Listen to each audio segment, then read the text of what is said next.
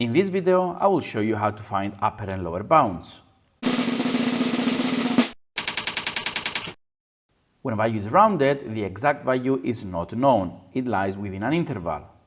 The minimum value of this interval is called the lower bound and the maximum value is called the upper bound. Note that the lower bound is included in this interval, but the upper bound is not included. To find the upper bound, take the stated value and add half the rounding unit. To find the lower bound, take the stated value and subtract half the rounding unit.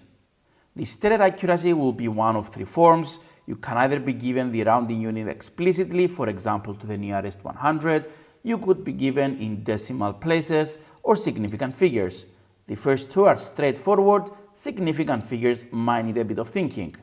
For example, if you have 1,500 to the nearest 100, then the rounding unit is 100.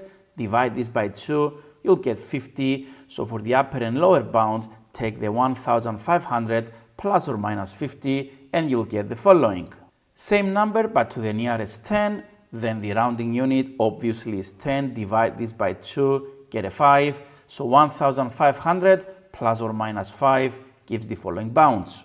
Same number, but to the nearest unit, then rounding unit is 1. Divide this by 2, you get 0.5. So 1,500 plus or minus 0.5. Finally, although not so common, you could get to the nearest 50, for example. So rounding unit is 50. Divide this by 2, you get 25. So upper and lower bounds, 1,500 plus or minus 25. If you want to write these as inequalities, the lower bound goes to the left and the upper bound goes to the right. Example 2, decimal places. Let's have a look at the first example. 3.2 rounded to one decimal place. The first decimal place is this one here. So the rounding unit is 0.1. Divide this by 2, 0.05. So upper and lower bounds, take the 3.2 plus or minus 0.05. If you have 3.20 correct to two decimal places, locate the second decimal place, which is the 0. The rounding unit is 0.01. Divide this by 2, you get 0.005. So again, upper and lower bounds, 3.20 plus or minus 0.005. And again, you can write this as inequalities. Remember, lower bound goes first, upper bound goes on the right. Finally, let's have a look at some examples with significant figures.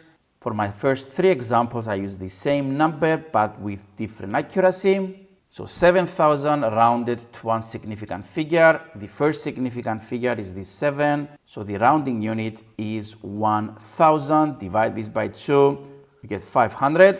So upper and lower bounds is 7,000 plus or minus 500.